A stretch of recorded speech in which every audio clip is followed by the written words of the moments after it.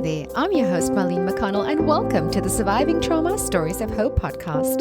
In this week's episode, I am excited to welcome Mike Coy from Chattanooga, Tennessee in the United States. Mike grew up on a baseball field. From his early days of playing in Beaumont, Texas, to a long history of coaching, he has always been drawn to the game.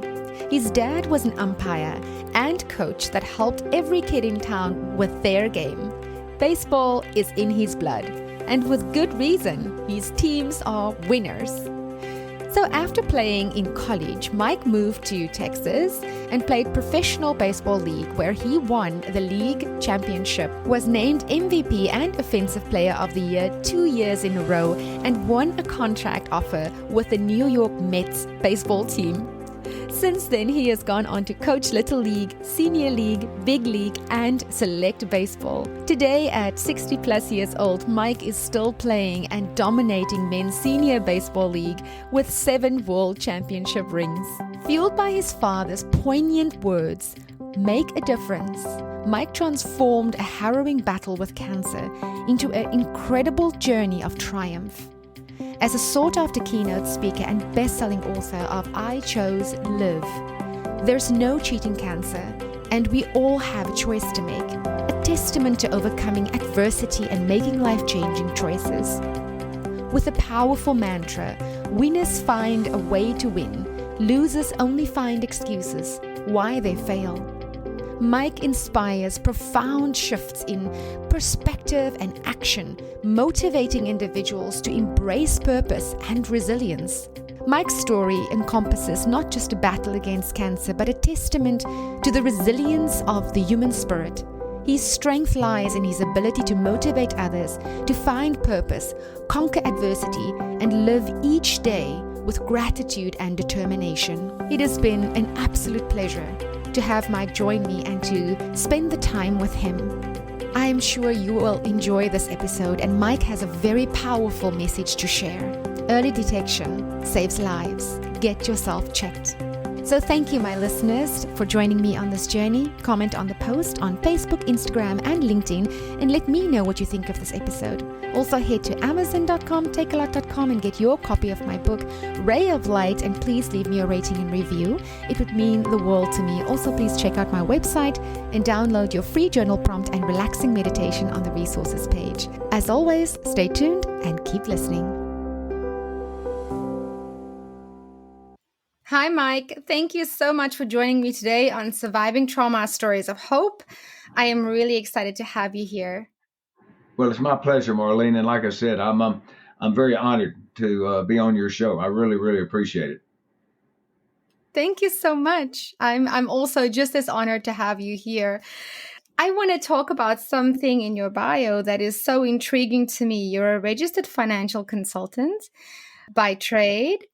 But also, Correct. I mean, your accolades extend to baseball and coaching luminaries like Drew Brees and even winning a contract offer with the New York Mets. That is incredibly, incredibly aspiring and such a great achievement. Do you want to tell me a bit about that? How did it come about? Well, my dad was a coach, and he was also a layman disciple of Christ minister. One of the most laid back guys that you could ever see. I mean, my dad never raised his voice. I mean, he was not one of these yellers or screamers, or he never cursed. I mean, it was amazing to me coming up through the sports background. But I just always felt that the sports gave me the discipline that I needed. It gave me a focus that I wanted. And when it came to the different sports in high school, we were expected to play football, basketball, baseball, run track. I mean, the whole things. And then in college, kind of specialized in on the baseball side of it. And in the late 1970s, there was a Texas, Louisiana professional baseball league, which is called independent baseball, that I was playing. And I won the batting title 2 years in a row. And then 1978, I was the MVP. We won we won the league, and I won the batting title again. And the Mets had been following me for 2 years. And so when we won the championship, I was walking off the field, and this old school scout for the Mets approached me, and he introduced himself. He said, "I'd like to buy you dinner tonight." And Oh, and wow. so there was only the only two decent restaurants in Beaumont, Texas at that time was Steak and Ale and Don's Seafood. So we went to Steak and Ale. Now I was still in my socks because all I had was my cleats. So I walk into the restaurant and I'm in Yeah. my silks. And this guy he was so down to earth, and he said, "Look, I don't know where we're going to play you. You don't have the arm for catcher. Your feet are terrible around second base." He said, "I figure if we hit you 1,000 fly balls a day in spring training, we can hide you in left field. But anybody that hits like you, we got to find a place. I mean, we got to hide you somewhere." And That is so and exciting. it was a great honor. But the problem was that the contract for a non-affiliated rookie like I would be coming out of independent league, there was no bonuses that were paid, and it was $425 a month and $6 a day meal money on the road.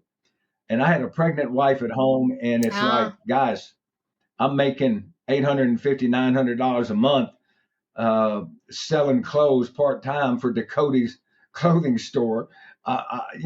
There's no way that I can do this for $400 a month. So it's one of those situations that came up, and but I was so grateful that he recognized my ability and my talent.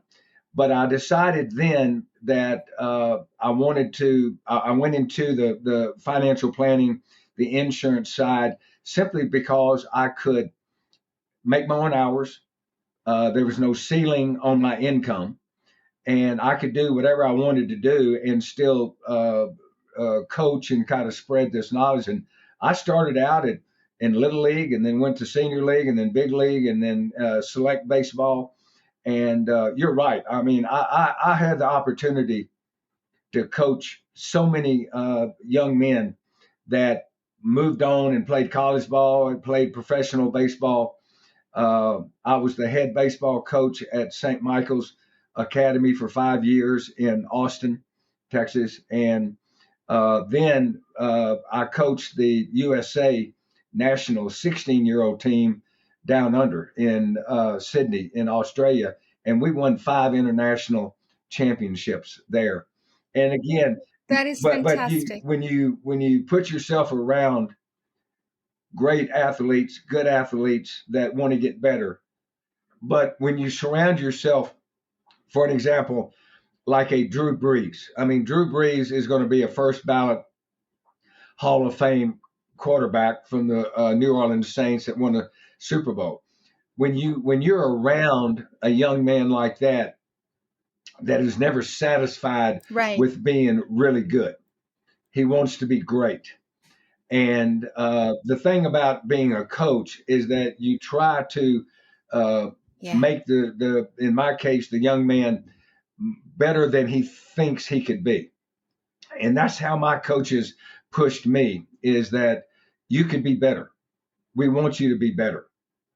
And when you have that kind of mindset, when you Yeah. are trying to get them to, if nothing else, just to get their college paid for. If you can put a young man in a situation that, like I had at St. Michael's, where I had a lot Yeah. of, they were somewhat middle and lower class.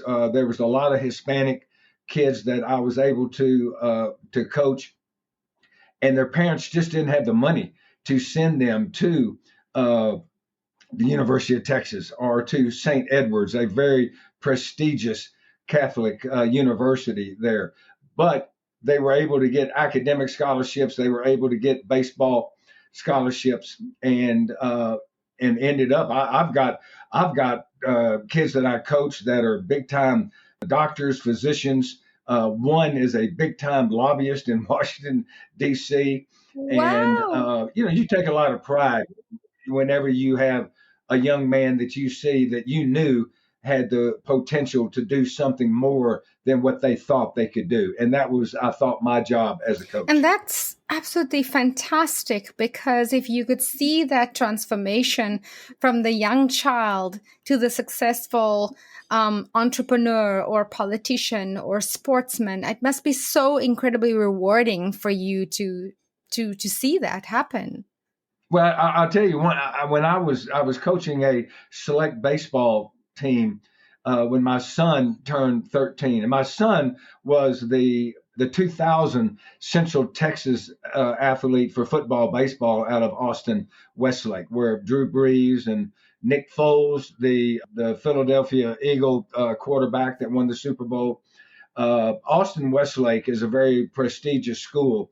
And but when my son was 13, all the way up until 17, I had this select team, and we had a core group of kids that were like there's 8 or 10 of them. And the commissioner of this league, Yeah. every year there would be always be 3 or 4 young men that didn't make that didn't make the cut. They tried out for other teams and they weren't Yeah. picked up. And this commissioner called me one year and he said, "Hey, I've got 4 kids that want to play, and nobody wants them. Will you take them?" And I said, "Yeah, I'll take them." And Oh. and one of those kids is the lobbyist in Washington D.C. right now. But but I assure you, Oh, I love a well, good I mean, success but I story. assure you, these kids were not very skilled. I mean, there was a reason why no one Yeah. drafted them, no one picked Yes. them up. And one of the greatest phone calls I could get is from one of these athletes, or maybe their mom or dad, to call me and say, "Coach, you're not going to believe this, but little Johnny made the high school team. He was cut the year before. He Oh, was cut wow. 2 years ago, but now Yes. he made the high Wow. school team." And that's always meant Yeah. something to me. If I could help a young man reach his goals and his dreams, even if it was just to play high school baseball, that was fun. But again, also, Mike, it's such a nice feather in your cap to get that call to say, you know what, he made it. Well, you're very kind. I just knew that I knew that a, I was more of a natural athlete, that I could have worked harder. Now, on the other side, my son was a tremendous high school, college Yeah. football, baseball player, but I Yes. tell you what, he worked at it. It was not natural to him. I mean, he would go out and he would do the drills. He would run the extra laps. He would do the things that I know that if I would have worked that Yes. hard, I'd probably still be playing somewhere, you know. And so it just, sometimes you have to recognize that in an athlete to get them better than what they are. But you know, again, I was. I mean, even right now, I mean, I'm 70 years old, and I still play this men's senior baseball, and I play with guys that are 45, 50 years old. I mean, I'm 15, 20 years older than these guys, but every year I lead the league in hitting. I lead the league in base hits, and it's just because of training, staying in shape, and just and just wanting to compete. But also, you know, Mike, for me, it speaks to your mindset. You know, you have that winning mindset of, I know that my body is important. I know that what I do for my body and my mind, the two work together. And in the end, I'm better off if I'm doing this, you know, and that is a winning mindset. Yeah, but you know better than anybody, and my kids will tell you that my life is clearly defined as AC and BC, after cancer and before cancer. And I let's mean, dive into that. Exactly that. Because you were diagnosed with cancer, Mike. Do you want to share some of your story with us? yeah, well, in 2013, I had taken a huge position with Aflac to move to Georgia. I was the director of training and recruiting for the state of Georgia. And it was a tremendous opportunity for me. I had gone through a pretty devastating divorce. And all of a sudden I got this opportunity to go to Georgia, and I just packed up and went to Georgia. I didn't know a soul. And I said, this is a brand new opportunity for me, and I'm gonna make the best of this. And I was Yeah. there 6 months. I poured myself into my work, and I kept having this continuous sore throat. And I've never been sick a day in my life. I mean, I've had 4 knee surgeries and I've blown my Achilles, but that's all sports related. It's not sickness, right? Sports, yeah. And so I finally Yeah. go to the doctor, and one of the reasons why I wrote my book, I Chose Live, is that stress. There's 2 points that I really wanted to bring out in the book. Number one, stress is a silent killer, and men don't get checked.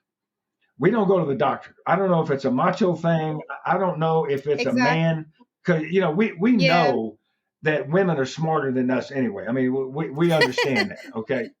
Thanks for But the bottom saying line that. is that you guys go get checked. You usually do a good job of going to a physical on an annual basis and getting checked out. Men don't do that. And so I was in the same situation. I was in a I finally went to the doctor and I said, "Hey, I've got a sore throat." And I said, "It doesn't really bother me that much, but Yeah. it's there." And so the doctor checks me out and she says, "Oh, it's probably a sinus infection. I'll give you some antibiotics and it'll go away in the next few weeks." Now, you have to understand, I had a tumor the size of your fist at the base of my tongue. Wow. But she said, "Oh, you've got a sinus infection. Don't worry about it." So I took the antibiotics. 6 weeks later, I go back. "Hey, I still got a sore throat." And she goes, "Well, let me give you some really powerful antibiotics." Well, all the antibiotics did was destroy my Yes. immune system. And that's when the cancer grabbed. And between me going through the divorce, moving to a brand new area, taking this huge position, the stress will just it'll Mike, eat you what up. I always And say, so I'm sorry to interrupt you, but I mean, the biggest stress that you can go go through in your go life is moving house, changing relationships, being diagnosed with a disease. And it seems like you've just been doing all of that at once. It must have been so overwhelming. right. It was all at once, and it was a matter of about Wow. 6 months. And but on July 4th weekend, I was going to meet some friends, and I went into the bathroom, and I had a lymph node sticking out Yes. like a golf Yes, they ball do. out of my neck. Yeah, and so I went, well, that's not good. And so I took a picture of it and I sent it to an ear, nose, and throat doctor in Austin. That one of my best friends. I coached his son, and he came back and he said, "You need to get away from the primary doctors and go see a specialist." Okay. So I forced my way into an appointment to see the primary, Mm-hmm. and 2 days later I saw the specialist, and the specialist did the needle biopsies, five Yes. of them. Now, if you've Yes. never had a needle biopsy, it's a lot of fun. But got the needle biopsies, Oh, and, sad to say. Yes, I know that feeling. yeah, and so the doctor said, "Look, it's probably a sinus infection. We'll check this out, and we'll get back to you in probably 2 or 3 weeks." I said, "Okay." Now, at the time, I had moved from Atlanta to Chattanooga, Tennessee. I had taken my own district, and I wanted to get away from home office. I wanted to do my own thing. And and so it's a 2.5 hour drive. And I get a phone call that same afternoon from the nurse saying the doctor wants to see you in the tomorrow at 2 p.m. And I'm like, oh, okay. So I drive back to Atlanta. go in, and he walks in and he says the three words you never want to hear: you have cancer. And it's stage 3. It's on the verge of being stage 4 again, because I didn't go to the doctor. I did not go I let this thing go for 8-9 months when I should have done it sooner. But Wow. anyway, then, and it was funny because he said, we're going to start the chemo Sunday. You're going to do 7 days, 7 nights in the hospital. You're off for 2 weeks, 7 days, 7 nights, and then 12 outpatient. And I remember saying, wait a minute, Sunday, which Sunday? He goes, this Sunday. And I said, I can't do that this Sunday. I just moved to Tennessee. I've got my own district. I mean, that's the timing is terrible. So what's plan B? And he says, you die. Wow. And I went, okay, well, let's go back to plan A. And sure enough, I was in the I started my chemo on that following Sunday. I mean, 3 days after the diagnosis. Yeah. And the thing about it is, my cancer, I had a HPV basal tumor at the base of my tongue. It wasn't so much a life or death thing. Now, if I would have just ignored it in the next, they said in the next 6 to 8 weeks, the tumor would have closed off my windpipe and I would have died. Right. But it was more that they said, we're not sure if we can save your vocal cords or not remove your tongue. Oh. And for somebody that makes a living talking, exactly, that's not a very good scenario. But after about 6 weeks, I remember going in for a checkup, and they put the rubber hose up your nose and the camera that goes down to your throat. And there was a young intern that in the oncologist. This oncologist was the greatest guy in the world. He was an older man. He was really gruff, and I loved him. I mean, he was very direct. He called me Tex. He goes, "Okay, Tex, we're going to do this." Well, the intern puts the rubber hose up my nose and is looking and going, and he says, "Remind me again, which side was the tumor?"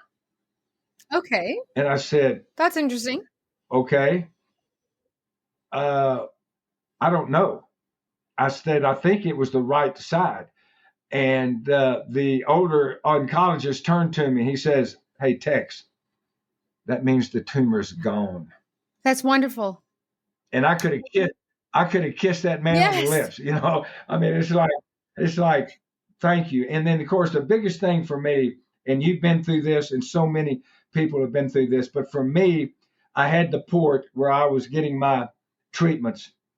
And when finally I go in and he says, "Why don't we remove that port today? You don't need it any longer." Amazing.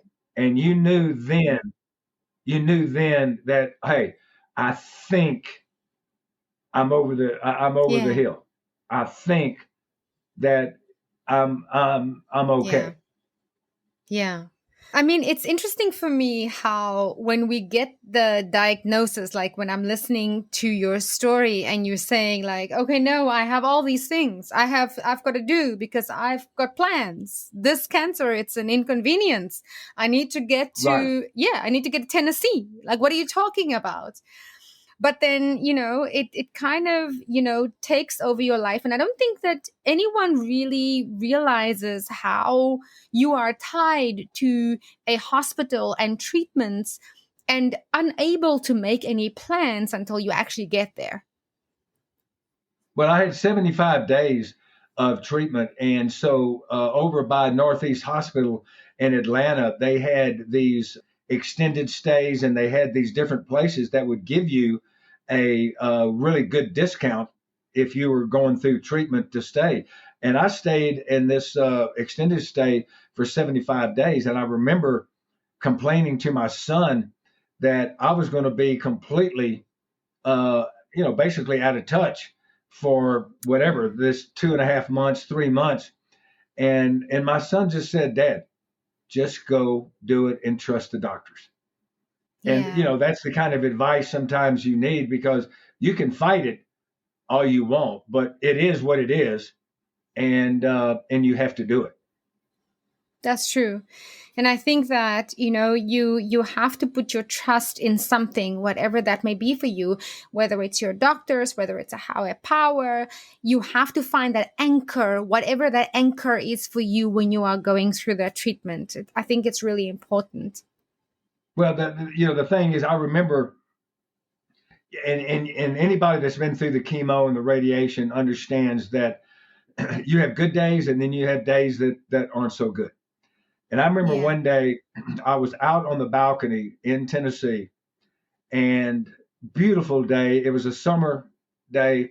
Wind was blowing. I'm looking at the Chattanooga River, and I felt something on my arm, and I looked down, and there was this clump of hair on my arm. And I looked, and hair was going in front of my face and going. And I just took my hands and I started shaking out my head, and all my hair fell out. And Wow. I tell you, it's that realization on something like that wow, this is for real. This is serious. This is the transformation. I went inside and I was sitting in my easy chair, and I was going through the TV channels, and I think it was TNT or something, but there was a movie called Shawshank Redemption. And that movie's like 25 years old now, but it gave Tim Robbins his big break, and Morgan Freeman was in it. But it was about a man that was accused falsely of killing his wife, and he was sent to Shawshank prison. In the first 6 weeks or so, he was he was beaten, he was abused, he was raped. It was a horrible situation. And there's a scene in there where he's out in the yard and he's talking to Morgan Freeman character named Red, who had been at Shawshank for like 40 years, had been there most of his life. And Tim Robbins said, "How can you stand this? This place is a living hell. And you've been here for 40 years. How does that happen?" And Morgan Freeman looks at him and he said, "Well, life is about choices. You can either get busy living or get busy dying." And That's Marlene, true. I'm telling you, when he said that, I turned off the TV. I went over to my desk, and that's when I wrote my book, I Chose Live, about my battle with cancer and how I'm winning the war. It was either, life is about choices.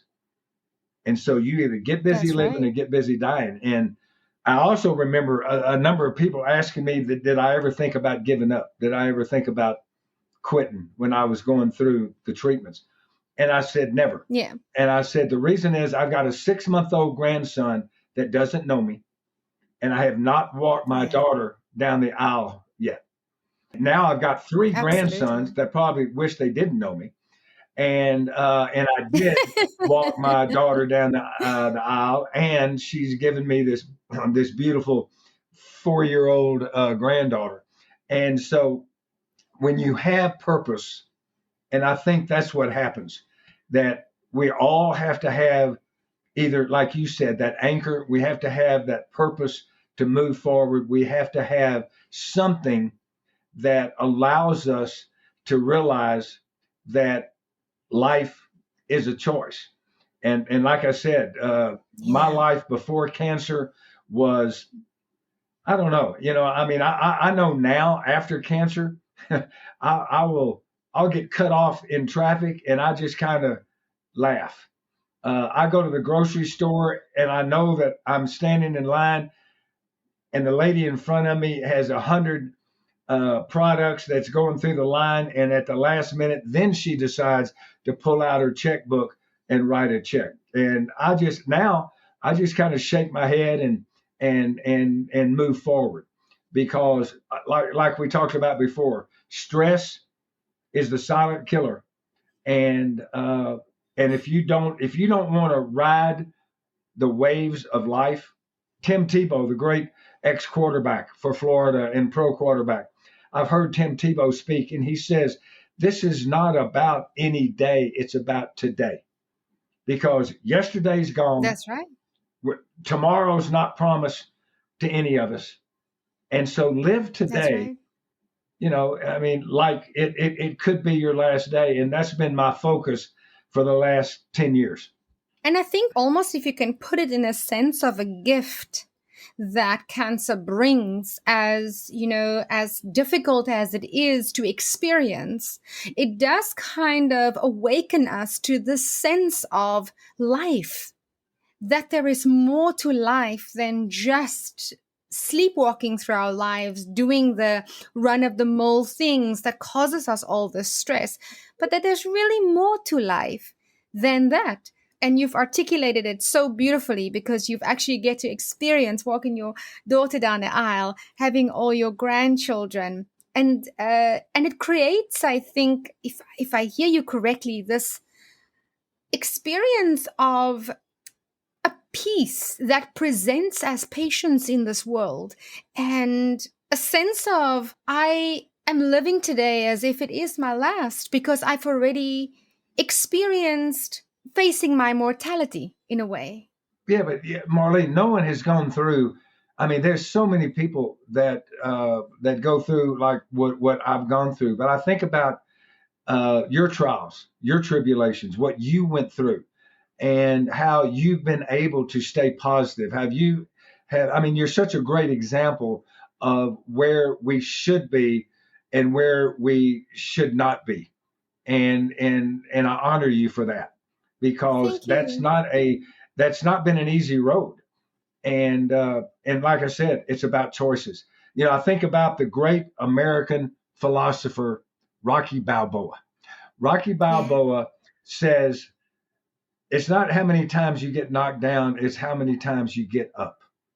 And if you are absolutely. able to get up and realize, you know what, today is the first day of the rest of my life. I'm going to seize this day. I'm going to seize this opportunity, and I'm going to make it mine. And so Yeah, now I do.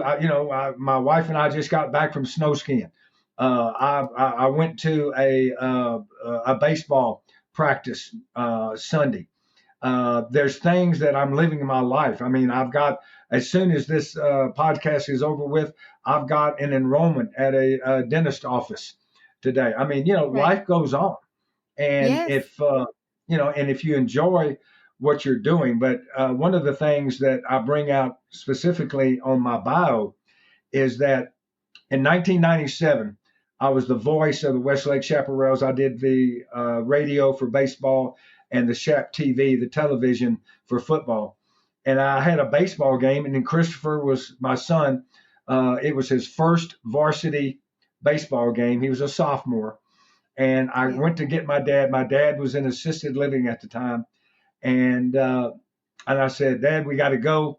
It's Christopher's first game. I got to get set up to do the radio broadcast. And he just said, I really don't feel good. He goes, I think I'm going to sit this one out. And and I said, well, look, I got to go. I got to go set up the broadcast, and I'll bring Christopher by after the game, and we'll talk about the game. And Makes sense. and right when I was leaving, his last words to me was, "Son, make a difference." And a couple hours later, I'm doing the broadcast. I see my daughter drive up. At my wife at the time pointed up to the press box.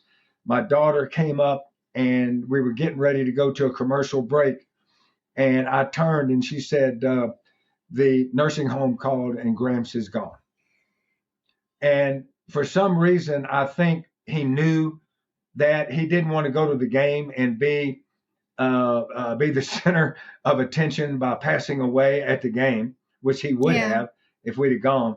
But I think he felt like me coaching was making a difference. But as I get older, I feel like that it's really my obligation, it's my mission to do my talks, to write my books, to do the things that I want to do that can help people recognize that, hey, stress is a silent killer, and men need to get checked.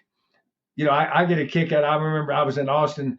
I'm over at third base, and the third baseman, who's a good guy, pretty good third baseman too, but his name is Jimmy.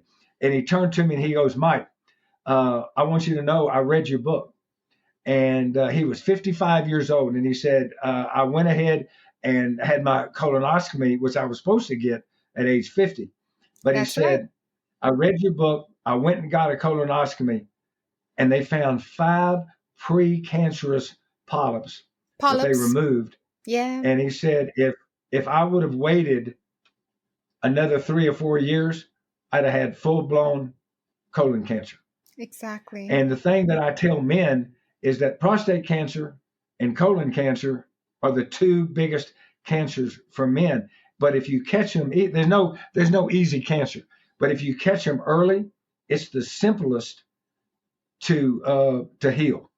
And so again, my mission, my focus is to explain to people life happens. You can either dance, you can smile, or you can scream and cuss. Make a choice, or please go get checked. And so those are my main missions for what I'm doing now.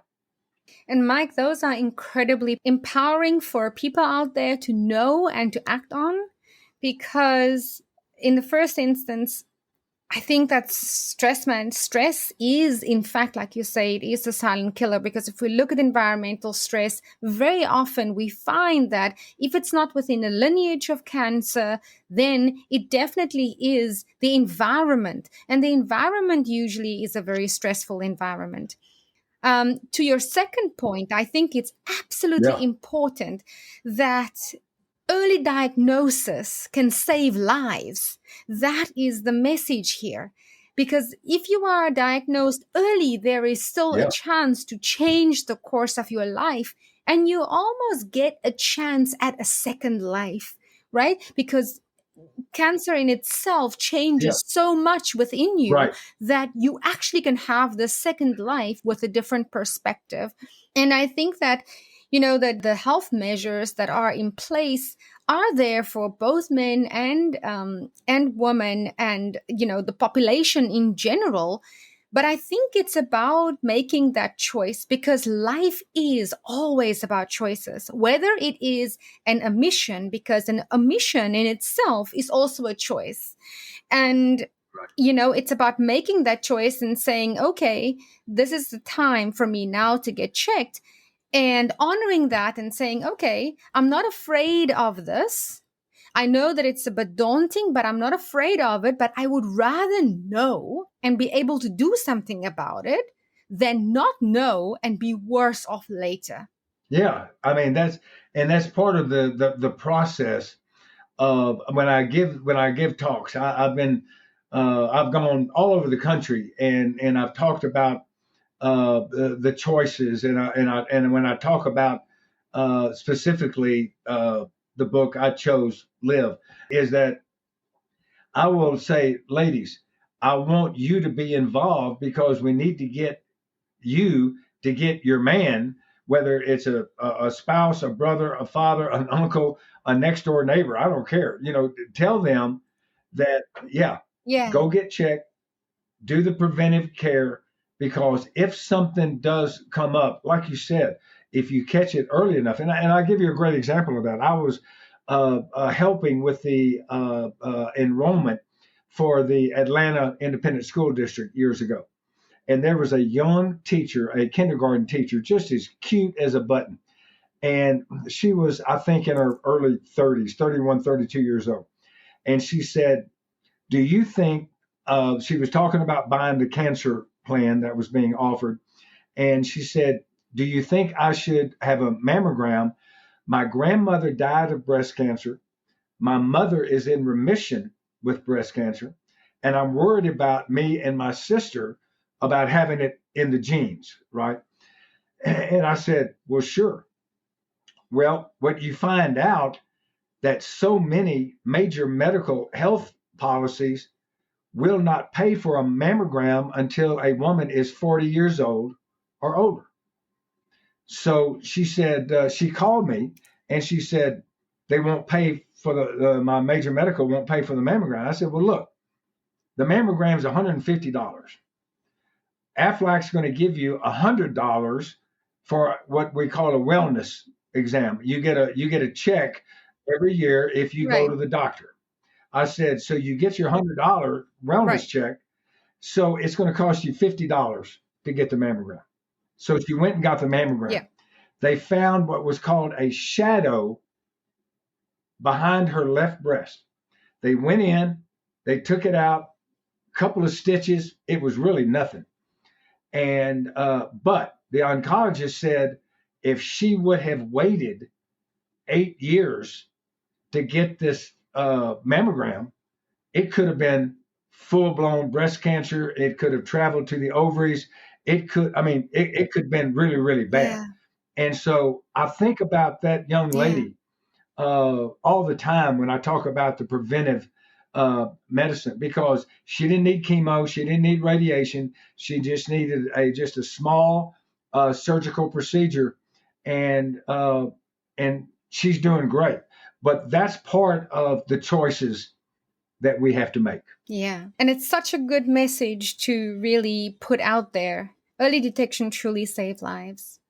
Now, Mike, you are a best-selling author of I Chose Live. I Chose Live. Yeah, There is no cheating cancer, and we all have a choice to make. I chose live. Where can we find your book, Mike? And is there anything that you feel above our discussion today that you feel just called to share with the listeners today from your book? Well, yeah, I mean, it's ichoselive.com. I mean, you can find out more than you want about me on ichoselive.com. I wrote the I Chose Live book about my battle with cancer and how I'm winning the war. When COVID hit, I was sitting around, we didn't do anything for whatever, 18, 20 months. And I had read a short story from the series Chicken Soup for the Soul.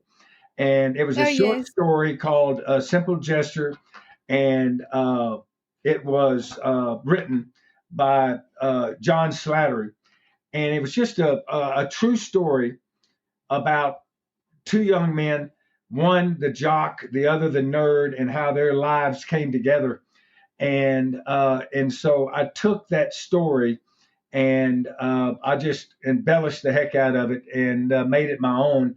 And it's called A Random Act of Kindness. And you can go to ichoselive.com. But I'm also excited about I've got two free gifts, and it's Oh, wow. MikeCoySpeaks.com/gift. MikeCoySpeaks.com/gift. And you'll get my 10 tips on how to prevent cancer. And then I also have chapter 8 of I Chose Live, which I think is one of my most powerful chapters in the book. And you can get that absolutely free. But when you're talking about what I get from the book, is that whenever I speak, I close out every one of my talks by saying life is about choices. You have a choice to either get busy living or get busy dying. And I hope and pray that each and every one of you out there today will decide to take the same path, to make the same choice I made, and I made where I chose live. And that's what I end every one of my talks and my messages with, is that I hope and pray that you choose the same path that I chose, and that is I chose live. Wow. That is powerful. And I think it again, it emphasizes the fact that everything comes back to the power of choice that already exists within us. Mike, it's been amazing. Thank Yep. you so much. Thank you for being with me today. Thank you for empowering us with your words of wisdom. Thank you for sharing so selflessly your story of endurance and eventually triumph and resilience, because this is a story of resilience, because now you get to seek the challenges of the world with a different light and a different perspective.